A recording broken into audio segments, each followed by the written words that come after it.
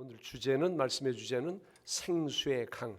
한번 같이 해볼까요? 시작. 생수의 강.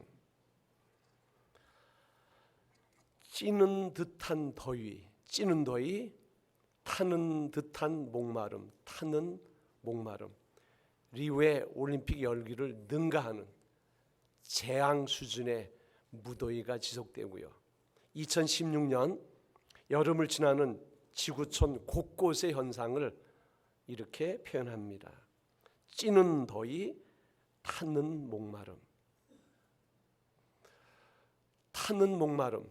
아무랬던 군부 독재 시절 민주주의를 열망했던 저항신 김지하 씨가 지었던 시 제목입니다. 타는 목마름.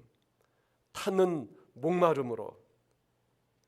목마름으로 내 이름을 몰래 쓴다. 민주주의여 만세. 그런 내용입니다. 이 시를 읽으면서 들으면서 느끼는 것은 이런 유의 갈증은 민주주의에 대한 열망, 자유에 대한 갈증, 이런 유의 갈증이 있네. 이런 것은 냉수 몇 잔으로 해결될 수 없는 근원적인 구조적인 사회적인 갈등이네 느낄 수 있었어요. 또 패트릭 헨리가 한 말이 있습니다. 자유가 아니면 죽음을 달라. 영국이 미국을 지배합니다. 거기서 해방되는 독립하는 그런 열정을 가지고 이분이 외친 말, 선언한 말입니다. 자유가 없다면 차라리 죽는 것이 나아. 자유에 대한 갈망, 이런 류의 국민적인 국가적인 갈증도 있다는 거예요. 이것을 보면 인생이 밥만 먹고 못 삽니다. 그런 말이 사실이에요. 그리고 이런 류의 다양한 갈증을 해결해 줄 이 땅의 절대자, 수단 방법이 없구나. 그것은 한계가 있네. 그런 것을 또 실감하게 됩니다.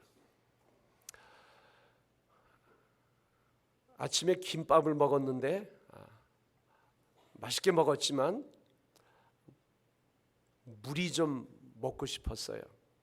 또 갈증도 있고요. 그래서 벌컥 사무실에서 여기 올라와서도 또 한 모금, 두 모금 목을 축였습니다. 이런 류의 갈증은 생수 한두 사발이면, 한두 병이면 이상 끝이 될 수 있지만 구조적인 지독한 갈증이 우리 삶 속에 있다는 것입니다. 여러분은 어떠세요? 이 자리에 오셨는데 어떤 종류의 갈증을 가지고 계시는지요? 오늘 주님이 우리에게 말합니다. 누구든지 목마르거든. 누구든지 말은 모든 인생을 향한 말이고요. 시대와 계층을 초월해서 모든 세대의 모든 사람이 가지고 있는 개인적인, 구조적인, 집단적인 혹은 국가적인 이런저런 갈증이 있다는 것인데 주님은 그런 갈증이 있느냐? 내게로 와. 그런 약속이며 명령이며 초대가 우리가 오늘 읽은 그 말씀 속에 담겨져 있습니다. 우리는 본능적으로 몇 가지 평생 동안 추구하는 그런 내용들이 있습니다. 성취되었을 때 기쁘지만 그렇지 못할 때의 짜증 담겨진 갈증이라는 게 있어요. 어떤 목마름이 있습니다. 뙤약볕의 갈증, 땀 흘려 운동하거나 일한 이후에 나타나는 갈증, 그것은 어렵지 않게 해결할 수 있는데 영적인 그리고 정신적인 구조적인 갈증이라는 것이 있어요. 이런 것들은 쉽게 해결하기가 쉽지 않습니다. 이런 류의 갈증 가진 사람의 자각 증상이 있다면 기쁨 없음, 감사 없음, 만족 없음. 그래서 매사에 짜증이 납니다. 초조하고요, 불안하고 원망의 언어가 막 표출되고요. 심지어는 통제불능해 무한 질주하는 욕구가 막 발생되고요. 건들면 폭발되는 그런 분노의 감정도 그 속에 내재합니다. 어느 누가 사람마다 환경마다 시대마다 있는 이런 뇌관과 같은 이런 갈증을 해결할 수 있을까요? 근데 주님이 그 갈증 내게 가져오라, 갈증 있는 인생들 내게 오라 주님이 초대해 주셨어요.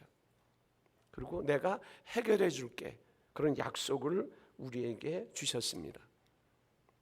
문제는 사람마다 저 똑똑해서 제고집 너무나 강하기 때문에 문제를 풀어가는 방법이 인본주의적인 것, 신앙 중심이 아닌 인본 중심적인 어떤 방법을 시도한다는 거예요. 예를 한 두 가지 정도 들어드리면, 첫 번째가 우리가 마실 음료로 말하면 건수가 있고 생수가 있어요. 지금이야 수도꼭지 틀면 물이 더운 물, 찬물 뭐 세게 약하게 나옵니다. 그러나 이렇게 편한 시대 이전에는 식수를 어디서 얻습니까? 땅을 파야지 거기서 식수를 우리가 공급받을 수 있어요. 그래서 이제 집집마다 동네마다 땅을 팝니다. 식수를 얻기 위해서. 어느 정도 파내려갑니다.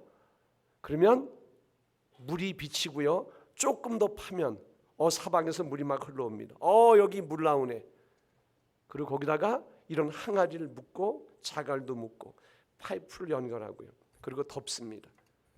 그리고 그 물을 퍼서 먹습니다. 그런데 이런 경우에 물을 갖다 우리는 건수라 그래요. 집 표면에 물이 땅으로 스며드는데 오염된 물이 그대로 다 그 층에 있는 거예요. 습습하고 밋밋하고 차지도 않고요. 그리고 가뭄이 지속되면 물이 말라버리는 거예요. 인생들이 어떤 갈증을 해결하려고 추구하는 방법이 고작 찾아이 건수 같은 것을 찾는다는 거예요. 생수는 어떤 것일까요? 깊이 파내려갑니다. 힘들지만 깊이. 이미 물이 보이지만 더 깊이. 그러다 보면 저 밑에 만져봐도 찬, 시원한, 그리고 그래서 분출되는, 공급되는 그 생수가 발견됩니다. 그리고 파내려는 과정 속에는 안반이 있어요. 쉽게 뚫히지 않지만 힘껏 정성 다해서 그 안반을 뚫고 내려가면 저 밑에, 안반 밑에 생수가 있습니다. 시원함, 계속하여 공급되는, 분출되는 그 생수. 주님이 말씀하시는 생수가, 샘물이, 강물이 이런 유의 것인데 사람들이 건수 가지고 만족하려고 해요. 또 하나의 어떤 현상이 있다면 오아시스, 신기루, 두 가지로 대비할 수 있어요. 황량한 들판, 모래바람, 사납게 휘날리는 그것을 우리는 사막이라 그래요. 혹은 죽음의 땅이라 그럽니다. 근데 그 가운데 더러 오아시스가 있어요. 쉴 수 있고 타는 목마름을 해결할 수 있는. 그런데 그 오아시스가 다 있는 건 아니잖아요. 여행하다가 너무 힘들어요. 목이 마릅니다. 오아시스가 있어야 되는데 사방팔방 살피며 다니다가 기력이 다 소진하고요. 시력도 희미해집니다. 정신이 몽롱한 가운데 뭔가 저기에 보이는데 나무가 있고 물이 있어요. 저기 오아시스가 있네. 그때 보이는 것이 허상이에요. 신기루라 그래요. 그것 쫓아가다가 있는 힘 다 소진하고 그대로 삶을 마감하는. 우리 인생들이 갈증을 해가려고 노력하는데 허상, 이 신기루를 따라가는 경우도 있다는 거예요. 김중건 목사님, 대학생 선교 한국에서 선교 취장한 분이고요. 그분이 힘있게 젊은 세대 전 민족을 향해서 외쳤던 말, 백문일답이 있습니다. 100가지 물음의 정답이 하나, 예수 그리스도. 우리 민족의 구원자는 누구입니까? 젊은이들이 예수 그리스도, 우리 민족의 통일을 성사시켜주는 그분이 누구입니까? 예수 그리스도. 맞습니다. 내 눈에 눈물을 닦아주는 분, 지옥 같은 갈증과 고독 이런 것들을 해결하는 오일한 그분이 우리가 믿는 예수 그리스도. 오늘 우리에게 누구든지 목마르거든 다 내게로 와서 마시라. 우리에게 약속하신, 명령하신, 우리를 초대하신 그분 예수 그리스도. 그분이 인생들의 모든 깊은 구조적인 갈증을 해결해 주시는 분입니다. 그분은 누구든지 목마르거든 우리 모두를 향해서 이제 두 번째로 다 내게로 와서 뭐라고요? 마시라. 그렇게 우리를 초대하십니다. 주님이 이 땅에 오신 기점을 가리켜 우리는 신약이라 그럽니다. 주님의 출생을 기점으로 그 이전을 우리는 구약이라 그래요. 신약을 살아가는 우리 모든 사람들 똑같은 갈증을 지니고 있습니다. 똑같이 구약시대 성도들, 그 시대를 살았던 무수히 사람들 역시 삶의 구조적인, 개인적인, 가정적인 그런 이런저런 갈증을 가지고 있습니다. 주님이 하신 말씀 똑같은 의미로 하나님은 이사야 선지자를 통해서 구약의 모든 사람들을 향해 힘든 이런저런 갈증에 허덕이는 사람들에게 내게로 오라 동일하게 초대하시고 동일하게 그 해결책을 제시해 주셨어요. 구약의 성도들을 향해서 하나님이 주셨던 갈증 해결의 정답, 그리고 약속의 말씀을 같이 한번 읽어볼까요? 이사야 55장입니다. 같이 읽어봅니다. 시작. 오라 너희 모든 목마른 자들아 물러 나오라. 돈 없는 자도 오라. 너희는 와서 사목대 돈 없이 값 없이 와서 포도주와 젖을 사라. 너희가 어찌하여 양식이 아닌 것을 위하여 은을 달아주며 배부르게 하지 못할 것을 위하여 수고하느냐. 내게 듣고 들을지어다. 그리하면 너희가 좋은 것을 먹을 것이며 너희 자신들이 기름진 것으로 즐거움을 얻으리라. 너희는 여호와 만날 만한 때 찾으라. 가까이 계실 때 그를 부르라. 악인은 그의 길을, 불의한 자는 그의 생각을 버리고 여호와께로 돌아오라. 그리하면 그가 긍휼히 여기시리라. 우리 하나님께로 돌아오라. 그가 너그럽게 용서하시리라. 이는 내 생각이 너희 생각과 다르며 내 길은 너희 길과 다름이니라. 여호와의 말씀이니라. 주님이 목마른 자들을 내게 오라 초대하셨어요. 구약 시대 모든 사람에게도 주님이 갈증이 있느냐? 풀기 어려운 지독한 깊고 깊은 그리고 무거운 갈증이 있느냐? 내게로 오라 말합니다. 내게 오되 내 길 버리고 내 생각 버리고 거품 빼라. 그리고 내려놓으라. 그리고 내게 오라. 주님이 그 시대를 향해서 말씀하셨고요. 하나님이 이 말씀은 동일하게 신약을 사는 우리 모두에게도 똑같이 적용됩니다. 주님이 말씀하십니다. 목마르냐? 갈증이 있느냐? 두 번째 무슨 말씀이에요? 내게로 와서 마시라. 그런데 우리가 이 말씀 보면서 내게로 와서 마시라, 뭐 손에 딱 잡히는 게 없는 것 같아. 뭐 추상적이다, 뭐 개념적이고 혹 그렇게 생각할 수 있어요. 그래서 주님이 초대의 말씀에 관해서, 약속의 말씀에 관해서 이렇게 반응하면 좋습니다. 실제적인 반응의 어떤 형태를 제가 4가지 정도 소개해 드리려고 해요. 확신하기는 이제부터 여러분이 소개받는, 이 과정을 내가 성실하게 거쳐간다면 주님이 말씀하신 그 생수의 강이 무엇인지 경험할 수 있겠구나. 생수의 강이 현상적이고 체험적인 내용으로 내게 와 닿을 수 있겠구나. 그렇게 기대하고 확신해도 괜찮아요. 주님이 내게 오라고 했잖아요. 주님께 간다는 의미가 무엇일까요? 첫 번째는 내 마음을 확정하는 거예요. 따라합시다. 마음의 확정. 로마서 10장 10절 보면 사람의 마음으로 믿어 의에 이르고 입으로 신하여 구원에 이르느니라.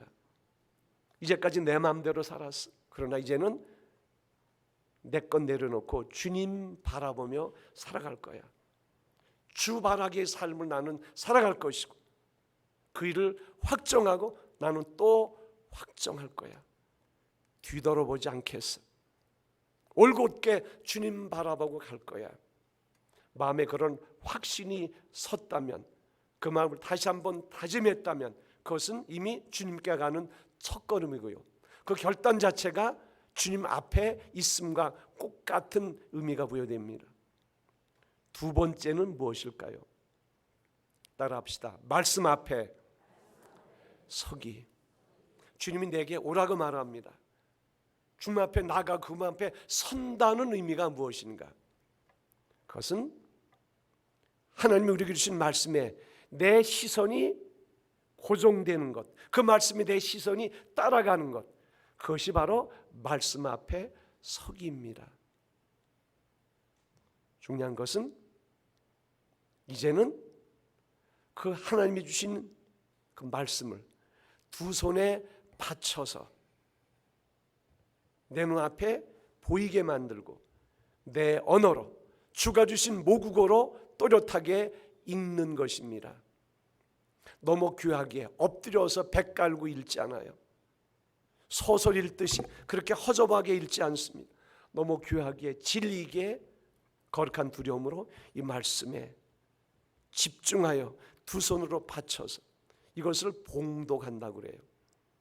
이런 자세가 주님 앞에 가는 거예요. 그분 앞에 서는 거예요.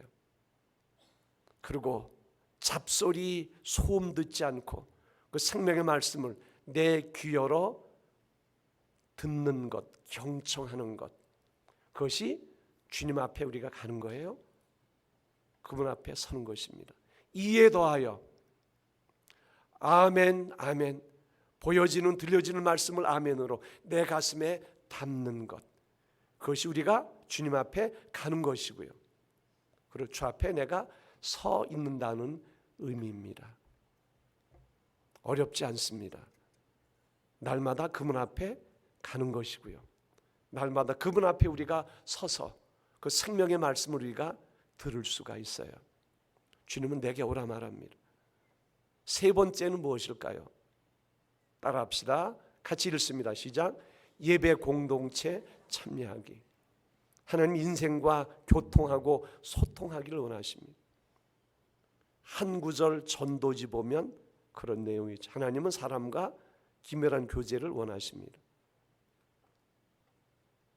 하나님과 긴밀한 교제가 이루어지면 그 사람은 싱싱한 나무처럼, 그러면서 하나님과 소통하는 소통의 고속도로가 예배 속에 있어요. 예배 속에 나의 모든 것을 그분께 올려드립니다. 심지어는 추잡스러운 더러운 죄악까지도 예배를 통해 주 앞에 우리가 내려놓는 거예요. 올려드리는 거예요.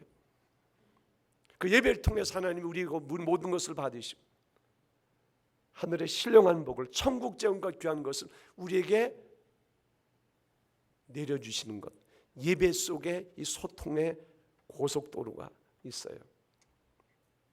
여러분이 속한 셀이 그런 의미가 있는 거예요. 믿음, 소망, 사랑, 청년, 그런 공동체가 바로 주님이 함께하는, 주님과의 만남을 갖는 그런 의미가 있습니다. 축제 예배를 비유되는 주일 예배가 그렇고요. 주간에 행해지는 모든 예배가 주님과 연결되는, 주님과 무한정의 은혜와 접속되는 의미가 있다는 거예요. 귀히 여기시길 바랍니다. 무진장의 하늘 자원이 그대로 예배를 통해서 우리에게 다운로드 되는 거예요. 주 앞에 간다는 것, 그분 앞에 선다는 것은 예배 공동체에 내가 참여하는 거예요. 마지막으로 무엇이 있을까요? 따라합시다. 내 안의 오수 버리기. 그분 앞에 간다는 것, 그분 앞에 선다는 것은 오수란 말은 오염된 물, 썩은 물이에요. 우리 의식과 기억과 마음속에 깨끗함, 거룩함이 담겨져야 되는데 물로 말하면 썩은 물, 냄새나는 물, 사람을 죽이는 독성 가득한 그런 물들로 가득 차 있다고 비유할 수 있어요. 청계천이 죽었고요. 그 전에 중랑천이 죽었습니다. 독성이 가득한, 악취가 가득한 물이었어요. 이대로 이 재앙을, 이 죽음을, 이 잿빛을 후손들에게 물려줄 수 없다. 살리자. 청계천도 맑은 물 흐르잖아요. 무엇보다 중랑천, 여러 어종들이 거기에 몰려 있습니다. 밀짚 모자 쓰고 멋진 패션에 각양각색의 옷 입은 강태공들이 거기서 뭐 잡아요? 전문가들이 말합니다. 완전히 살아났다, 회복됐다. 우리 안에 오수를 버려야 되면, 오염된 물, 썩은 물에는 아무리 생수를 부어도 역시 썩은 물이 되는 거예요. 썩은 물에 고기 집어넣으면 죽습니다. 하나님은 당신께 나오는 모든 사람들이, 그 귀한 선물을 받기를 원하는 모든 사람들이 꼭 들어야 될 말씀, 내 길을 버리라, 내 생각을 내려놓으라, 내 안에 오수 버리기, 다른 말로 성경적인 원색적인 표현으로는 회개하라. Turn from your sin, 죄로부터 돌아서라, 완전히 방향을 전환하라, 그런 뜻이에요. 눈을 부릅뜨고 주먹을 쥐고 협박성 그리고 내 죄를 내가 알려라, 그렇게 할 이유가 있을까요? 내가 복받기 위해서도 내 안에 오수를 버리는 거예요. 이게 주 앞에 감의 의미고 주 앞에 서 있음의 의미입니다.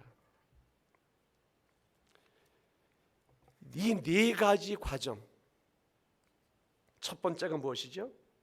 마음의 확정, 말씀 앞에 서기, 예배 공동체 참여, 내 안에 오수 버리기. 이 과정에 성실하면 그 다음 주님이 약속하신 생수의 강을 경험할 수 있어요. 우리가 읽은 주님의 말씀 속에는 어려움이 없습니다. 주님이 이미 다 해설을 해놓으셨어요. 얘들아, 내가 생수의 강이라고 너희에게 표현하는데 이 생수의 강으로 표현되는 이 주체는 성령이시다. 너희나 오셔서 행하실 그분의 역사를, 속성을 그렇게 말하는 거야. 바라기는 저를 포함해서 주 앞에 가기 과정 속에 있는 이 모든 단계 성실히 거치십시오. 그리고 우리 안에 내주하셔서 역사하실, 이미 약속된 그 성령께서 행하시는 온갖 역사를 누리며 그리고 경험하는 주역들 되기를 주님의 이름으로 축원합니다. 따라합시다. 생수의 강. 자, 생수의 강이 무엇일까요? 예수 그리스도, 교회, 성령. 이 단어의 속성이나 사역을 설명할 때 적절하게 사용이 된, 성경에 많이 사용된 그런 표현이 샘물 혹은 생수, 강, 물과 관계되어서 표현되어 있어요. 솟구치는 샘물처럼, 흐르는 강수처럼 우리 안에서 하나님 보내신, 우리 안에 내어준 성령께서 그런 역사를 이루시는데, 예수 그리스도가 교회를 통해서 성령의 역사를 통해서 우리에게 주는 기쁨을 의미하기도 하는 거예요. 이 기쁨은 어떤 조건, 환경을 초월하는 초월적인 기쁨이에요. 전천후적인 기쁨입니다. 아무도 빼앗을 수 없고 흔들 수 없는 천국제 기쁨이에요. 돈 주고 살 수 없어요. 감질나게 쫄쫄쫄 그러다가 말라버리는 그런 유가 아닌, 주님은 너희 배에서 생수의 강이 어떻게 해요? 흐르리라, 넘쳐나리라, 솟구치리라. 그 풍성함을 주님이 우리에게 말씀해 주었어요. 이런 기쁨 경험했나요? 이런 기쁨의 약속이 신자 안에 우리 모두에게 있습니다. 계속 흐르는, 바로 이 성령은 우리 가운데 오셔서 풍요함을 누리게 하시고요. 예수 그리스도 우리 주신 말씀이 마치 생명의 씨앗과 같습니다. 씨앗 속에 물이 덧입혀지면서 싹이 나고 그리고 꽃이 나듯 우리는 생명의 말씀 속에 성령이 역사함으로 우리 성도 안에 성숙의 과정을 진행하시고요. 영광스러운 성도의 모습으로 우리를 그렇게 갖고 가고 인도하는 성령의 역사를 주님이 그렇게 말씀하신 거예요. 약한 믿음 성령이 견고하게 하시고 기도하기 힘든 상황 속에 깜깜하여 기도하지 못할 때 친히 기도하시는 성령의 내주하는 역사를 주님은 이렇게 소개해 주셨어요. 갈증나는 겨우겨우 연명하는 그런 구참이 아닌 계속 솟구치는, 그리고 넘쳐서 풍성하게 흘러가는 그 풍성함이 바로 내주하시는 성령의 역사다. 주님이 그렇게 말씀하셨어요. 생수의 강을 누리고 경험하는 그런 과정 속에 주님이 우리에게 주신 말씀, 목마르거든, 갈증이 유발되는 상황 속에 있거든 누구에게 오라?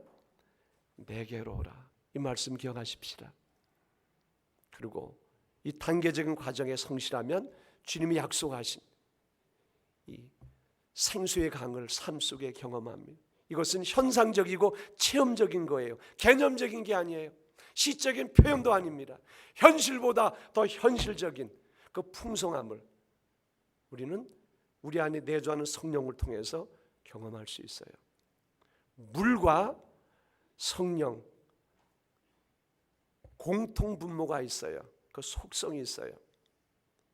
우리 안에 내주하는 성령의 그 역사하심을 더 실감할 수 있도록 제가 몇 가지로 제가 표현해 드립니다.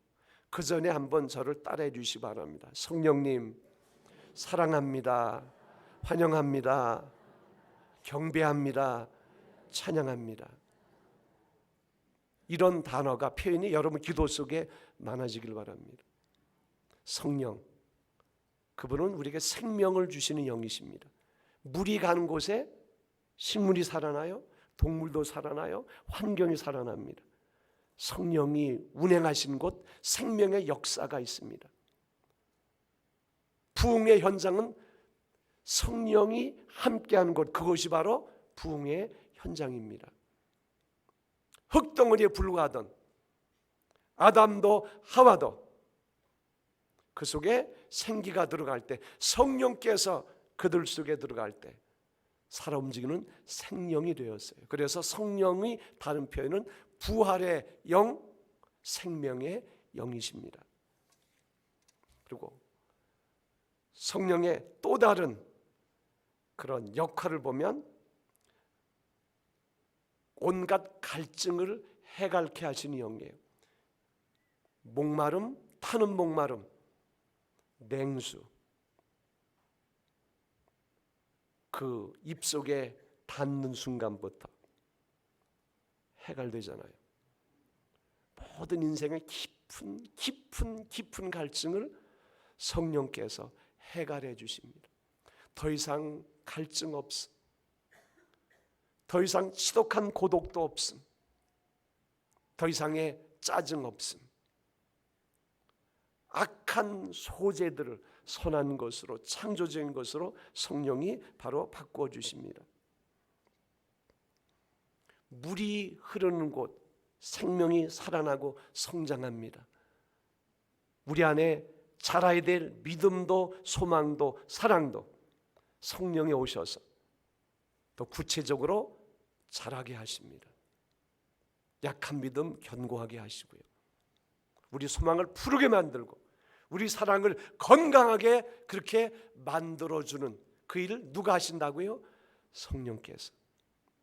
비리비리 죽어가는 것, 소낙비 세차게 내리쬐면 식물들이 살아나요. 그렇듯 성령이 우리 안에, 의식 안에 그렇게 임재하면 이런 역사가 일어납니다. 또 무엇이 있을까요? 물 흘러갑니다. 웅덩이 메우고요. 앞에 막히면 돌아갑니다. 계속 막혀 있으면 계속 높이를 더해가고 결국은 넘어갑니다. 추우면 얼고요. 너무 뜨거우면 증발하고. 융통성을 말합니다. 성령의 사람, 어떤 환경이든 감사함으로, 기쁨으로 극복하고 결국은 선에 이르는 융통성, 적응성을 가지고 살아갑니다. 누가 함께하면? 성령이 함께하면 감옥 속에서도, 절박한 상황 속에서도 능히 감사하고 찬양할 수 있도록 누가 만드신다고요? 성령께서 그렇게 해주십니다. 물, 우리를 깨끗하게 만들잖아요. 더러움을 씻어내고. 성령을 거룩한 영, 홀리 스피릿, 거룩한 영이라고 그래요.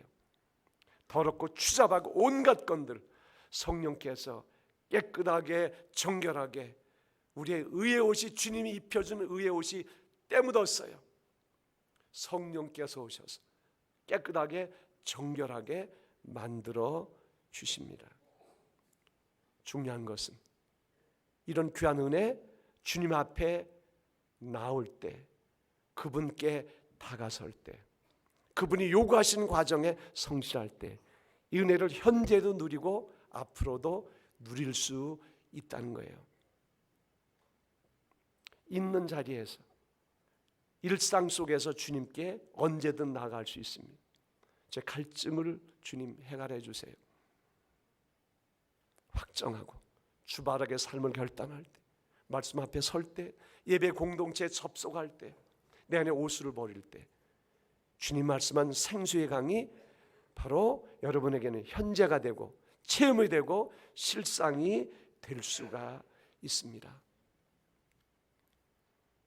전 지금도 장난을 잘하지만 중학교 다닐 때 많이 까불었어요. 3학년 때입니다. 거진 학기가 다 마감됐는데 FM으로 통하는 음악 선생님이 있었어요. 많이 때리고, 저 사람 참 멋이 없어, 경직된 사람을 알았는데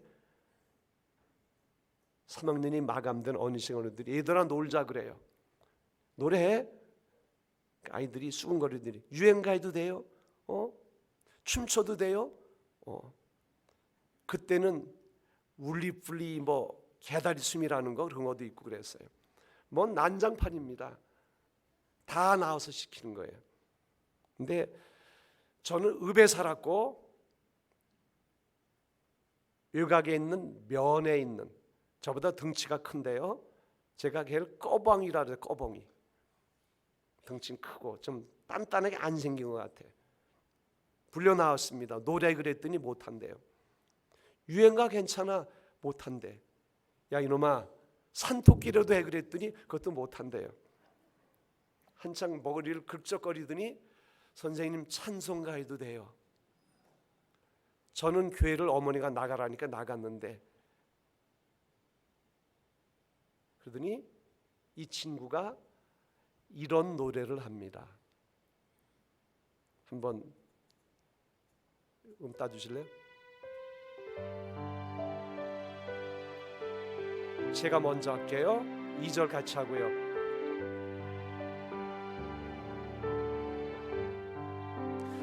나 어느 곳에 있든지 늘 마음이 편하다. 주 예수 주신 평안함 늘 충만하도다.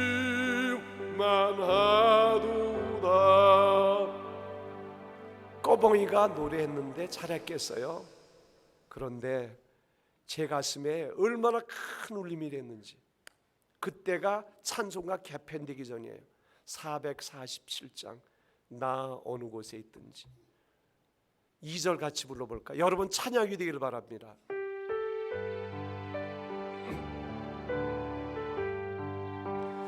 내 맘에 솟는 영생수 한없이 흐르니 목마름 다시 없으며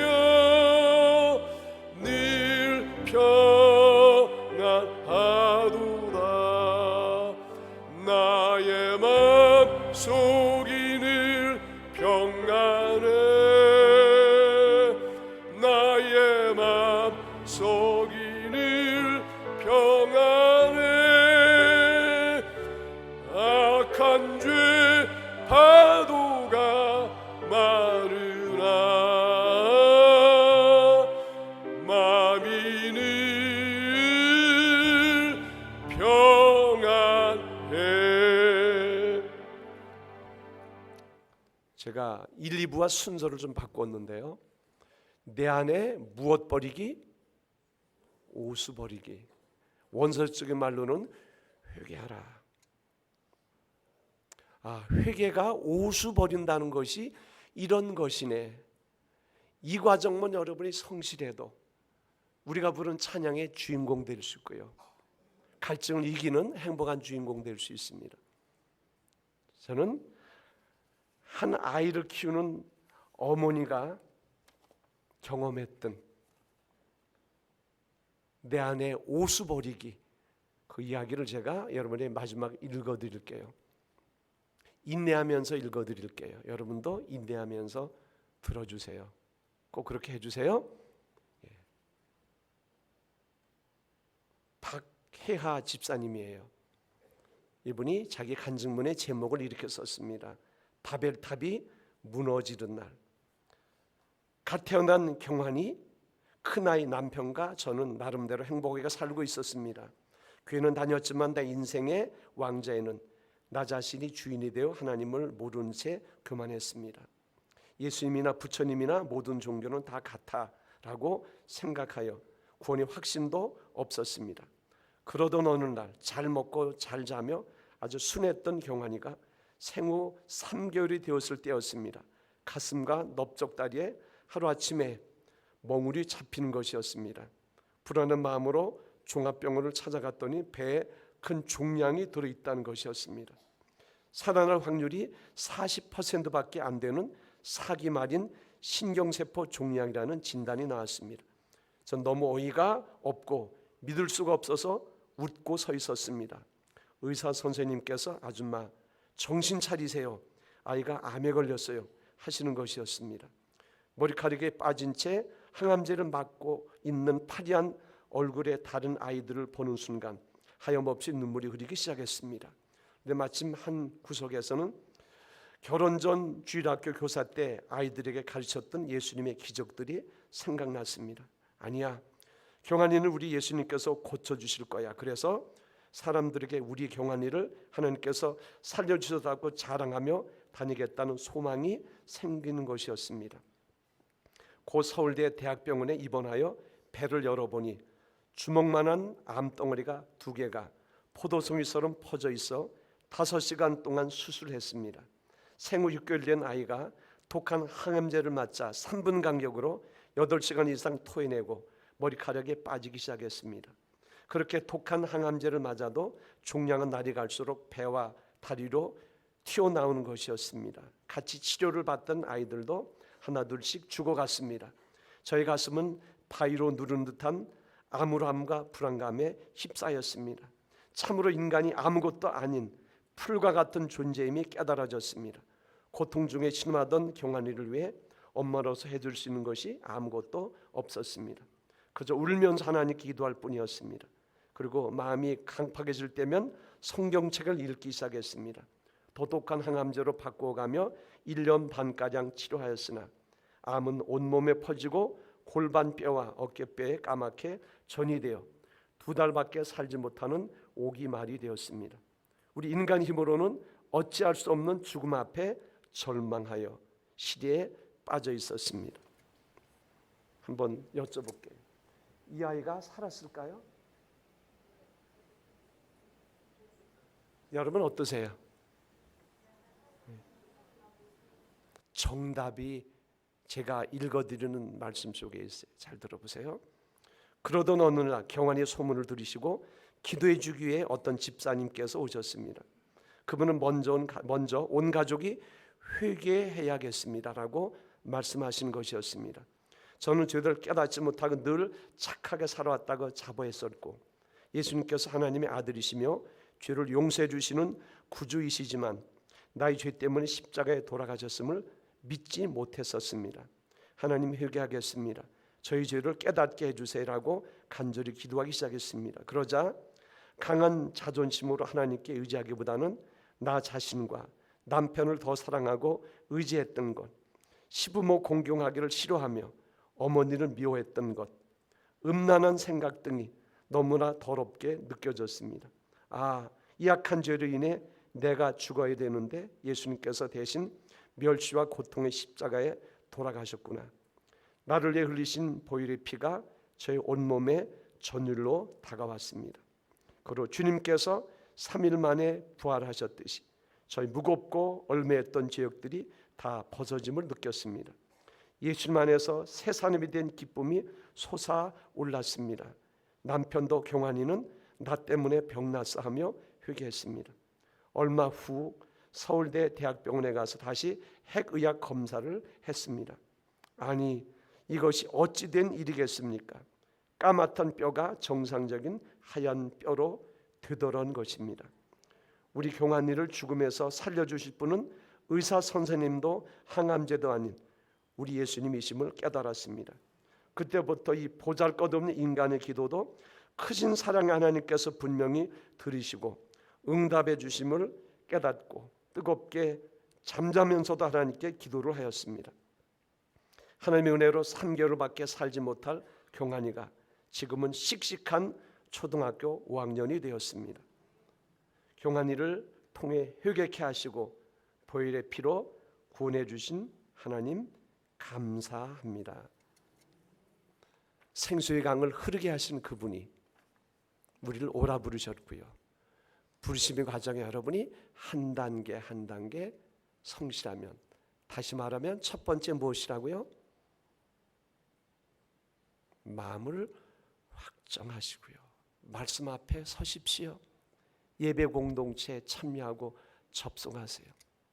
그리고 이 경환이 엄마처럼 내 안에 오수버리면 내 안에 솟는 영생수 한없이 흐르네 이 찬양의 주인공 평생 될 수 있습니다.